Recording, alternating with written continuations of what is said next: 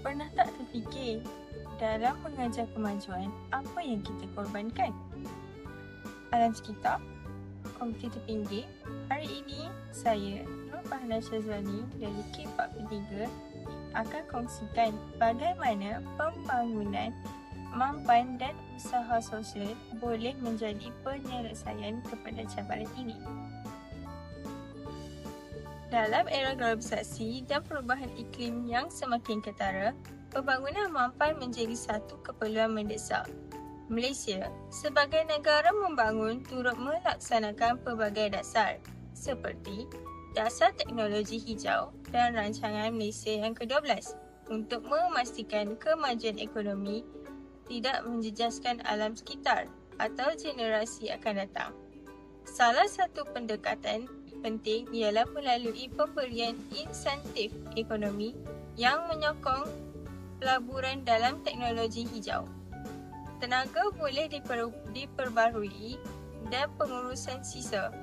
Usaha ini disokong oleh penglibatan sektor swasta dan masyarakat termasuklah usahawan sosial yang memainkan peranan besar dalam menjayakan agenda kelestarian negara kita. Assalamualaikum dan salam sejahtera. Saya Nafisati Syukrina akan membentangkan bahagian 2.0 iaitu konsep ekonomi hijau dan amalan mampan. Ekonomi hijau bermaksud pendekatan pembangunan ekonomi yang menekankan pertumbuhan rendah karbon, penggunaan sumber secara cekap dan keadilan sosial. Ia bertujuan untuk memastikan pembangunan ekonomi tidak mengorbankan alam sekitar dan masa depan generasi akan datang. Di Malaysia, pendekatan ini terapkan melalui dasar seperti Dasar Teknologi Hijau Negara dan Pelan Tindakan Ekonomi Hijau 2021-2030 daripada Kementerian Alam Sekitar dan Air 2021. Sementara itu, amalan mampan perlu merujuk kepada usaha-usaha seperti menggunakan bahan mesra alam, amalan kita semula, reka bentuk bangunan hijau serta penggunaan teknologi tenaga bersih. Contohnya, banyak bangunan baharu di Malaysia kini dibina mengikut konsep bangunan hijau seperti Menara Diamond di Putrajaya yang menggunakan teknologi cekap tenaga dan sistem taran air hujan. Syarikat IKEA Malaysia pula mengamalkan penggunaan tenaga solar di bubung gedung mereka dan mengelakkan pelanggan membawa beg boleh guna semula. Menurut kajian Hassan dan Saleh 2020, syarikat yang mengamalkan kelestarian yang bukan sahaja menjaga alam sekitar, malah berjaya menarik minat pelabur dan meningkatkan daya saing perniagaan. Hai, Assalamualaikum. Nama saya Nur Syafiqah binti Suryana. Hari ini saya akan bentangkan tentang insentif ekonomi yang telah dilaksanakan oleh Kerajaan Malaysia dalam usaha memastikan pertumbuhan ekonomi kekal stabil dan inklusif. Insentif ekonomi adalah bantuan atau kemudahan yang diberikan oleh kerajaan untuk merangsang ekonomi. Tujuannya adalah untuk menarik pelaburan, membantu perniagaan kecil, membantu perniagaan dan rakyat dalam menghadapi kos sara hidup. Kerajaan memberikan pengecualian cukai kepada syarikat yang melampau pada sektor penting seperti teknologi dan pertanian moden. Kerana itu, geran khas disediakan untuk PKS bagi mereka yang ingin automasi dan digitalisasi perniagaan mereka. Kerajaan juga membantu rakyat dalam subsidi bahan api dan barangan asas. Golongan berpendapatan rendah juga menerima bantuan bil elektrik dan air bagi meringankan bebanan bulanan mereka. Untuk membantu belia dan penganggur, kerajaan memperkenalkan program penjana kerjaya dan latihan semula. Bagi usahawan kecil pula, mereka boleh memohon skim mikrokredit oleh tekun dan amanah. Kesimpulannya, pelbagai insentif yang telah dilaksanakan oleh kerajaan untuk membantu rakyat dan perniagaan. Ini menunjukkan komitmen kerajaan untuk memastikan pertumbuhan ekonomi stabil, seksama dan mampan. Usahawan sosial memberikan tumpuan kepada penyelesaian isu sosial dan alam sekitar, bukan keuntungan semata-mata. Mereka menggunakan pendekatan mesra alam seperti kitar semula dan bahan terpakai dalam produk mereka. Contohnya, Majik telah memperuntukkan 20 juta untuk menyokong projek sosial lestari. Dalam masa yang sama, mereka juga membantu komuniti seperti Ibu Tunggal OKU dan belia berisiko dengan memberikan latihan dan peluang pekerjaan. Usahawan sosial juga bekerjasama dengan NGO dan institusi tempatan untuk program perkembangan komuniti. Ini menunjukkan bahawa mereka bukan sahaja memelihara alam sekitar, malah memperkukuh struktur sosial dalam masyarakat. Assalamualaikum dan salam sejahtera. Nama saya Nur Syafika dan hari ini saya akan bentangkan satu kajian yang bertajuk The Body Shop, Model Syarikat Hijau dan Kelestarian Alam Sekitar. Kajian ini memfokuskan bagaimana sebuah syarikat kosmetik antarabangsa dapat menggabungkan prinsip etika dan kelestarian dalam model perniagaan. Dalam hari ini, pencemaran alam sekitar dan perubahan iklim menjadi isu global yang sangat serius. Oleh itu, banyak syarikat yang mengadaptasikan konsep perniagaan hijau untuk memainkan peranan yang sangat penting dalam melindungi alam. Jadi, kajian ini saya memilih syarikat The Body Shop kerana ia dikenali sebagai salah satu syarikat yang pada awalnya memperjuangkan prinsip kelestarian sejak awal pertumbuhannya. The Body Shop telah ditubuhkan oleh Anita Roddick pada tahun 1976 di United Kingdom. Syarikat ini terkenal dengan produk penjagaan diri seperti sabun, shampoo dan lotion yang berasaskan bahan semula jadi. Jadi hari ini ia telah berkembang ke lebih 60 buah negara termasuklah Malaysia. Jadi visi utama syarikat ini ialah untuk menjadikan perniagaan sebagai satu kuasa untuk kebaikan.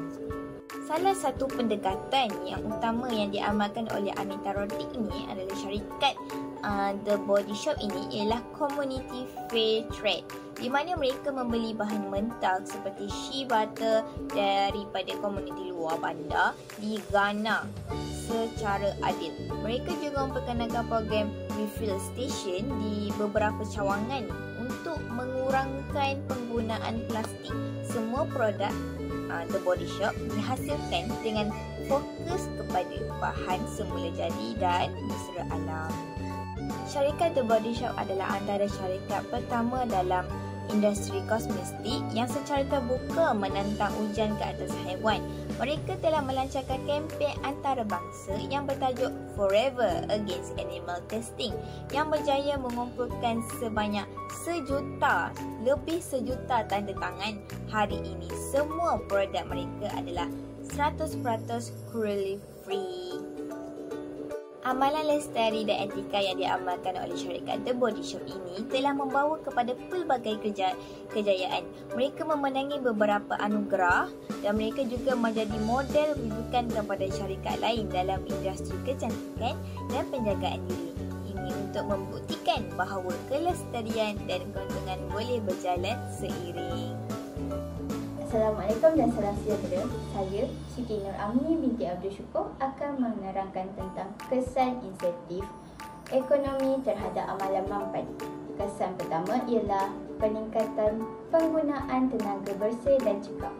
Kementerian Tenaga dan Sumber Asli telah memperkenalkan projek tenaga boleh diperbarui seperti tenaga solar dan hidro. Contohnya, pembinaan ladang solar di Kedah dan Melaka bukan sahaja membekalkan tenaga hijau, malah membuka peluang kepada pekerjaan kepada penduduk setempat. Seterusnya, insentif cukai kepada syarikat mesra alam yang diperkenalkan oleh Kementerian Kewangan dan MIDA telah mendorong pertumbuhan industri hijau. Banyak kilang kini menggunakan mesin yang cekap tenaga dan mengurangkan pelepasan karbon yang membantu mengurangkan pencemaran dan menjadikan sektor perindustrian lebih lestari. Assalamualaikum. Seterusnya, kesan ketiga ialah pengukuhan ekonomi komuniti luar bandar melalui ekopelancongan. Kementerian Pelancongan Seni dan Budaya mempromosikan pelancongan alam semula jadi yang memberi peluang kepada penduduk kampung untuk menjana pendapatan melalui homestay, pemandu pelancong dan kraft tangan sambil memelihara alam sekitar. Selain itu, program Kita Semula yang yang dijalankan oleh KPKT dan Kementerian Alam Sekitar dan Air telah mengurangkan jumlah sisa buangan. Dengan pengasingan sisa dan amalan kita semula, bandar-bandar seperti Putrajaya mencatat kadar kita semula yang tinggi dan kurang pencemaran. Kesan terakhir ialah inovasi dalam penghasilan produk mesra alam.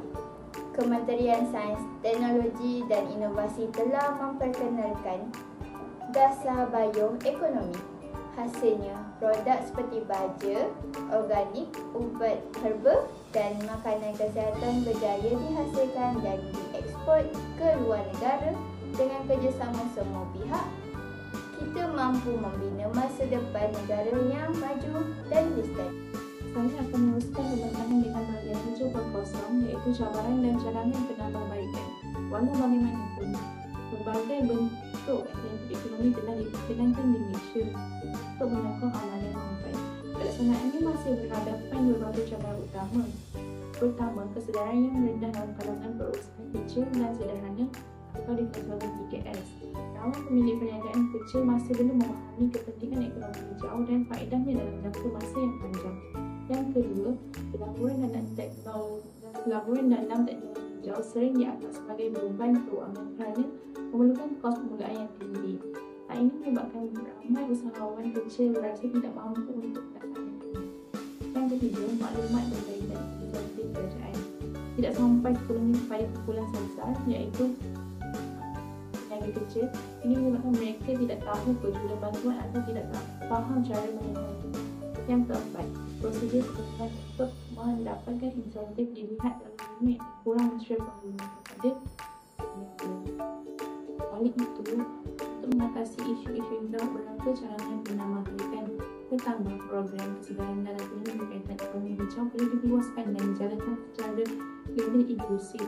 Contohnya melalui bengkel komuniti atau media sosial. Kedua, sistem penggunaan insentif perlu dipermudahkan dengan penggunaan sistem digital yang mudah diakses, terutamanya untuk kawasan PKS luar bandar. Ketiga, sediakan subsidi atau mudahan penggunaan secara khusus kepada PKS yang berminat untuk beralih kepada teknologi hijau. Ini dapat membantu mengurangkan beban kos awal mereka. Dan akhir sekali, galakkan kerjasama dengan antara kerajaan, institusi pendidikan, industri dan NGO dengan ekosistem ekonomi hijau yang lebih kukuh dan berkesan. Dengan pelaksanaan cadangan ini, ia dapat mengatasi halangan sedia adil dan memperkukuh kedudukan Malaysia sebagai pelaju ekonomi hijau 2030 selaras dengan matlamat pembangunan mampan. Baiklah, sebagai kesimpulan, insentif ekonomi sebenarnya merupakan pembangkit utama dalam mendorong pembangunan mampan di Malaysia. Ia bukan sahaja membantu menyeimbangkan pertumbuhan ekonomi dengan kelestarian alam sekitar, tetapi juga memberi galakan kepada sektor swasta dan masyarakat untuk menyokong amalan hijau. Contohnya, melalui subsidi tenaga pulih baru, pengecualian cukai produk hijau dan grant inovasi lestari, kerajaan dapat menarik pelaburan dan memupuk gaya hidup yang lebih mesra alam. Namun begitu, kejayaan pembangunan mampan tidak boleh bergantung kepada kerajaan sahaja. Kita perlukan kerjasama semua pihak termasuk sektor swasta, institusi pendidikan dan rakyat sendiri. Pada masa yang sama, pendidikan dan kesedaran tentang kelestarian perlu diterapkan sejak peringkat awal supaya semua lapisan masyarakat dapat memainkan peranan. Akhir sekali, Malaysia sebenarnya mempunyai potensi besar untuk menjadi peneraju dalam ekonomi hijau. Tetapi kejayaan ini hanya akan tercapai jika kita komited secara berterusan dan melaksanakan strategi yang konsisten. Seperti yang kita semua tahu, hanya dengan usaha bersama, barulah kita dapat capai pembangunan yang adil, lestari dan berdaya tahan untuk generasi masa hadapan. Sekian, terima kasih daripada kumpulan kami.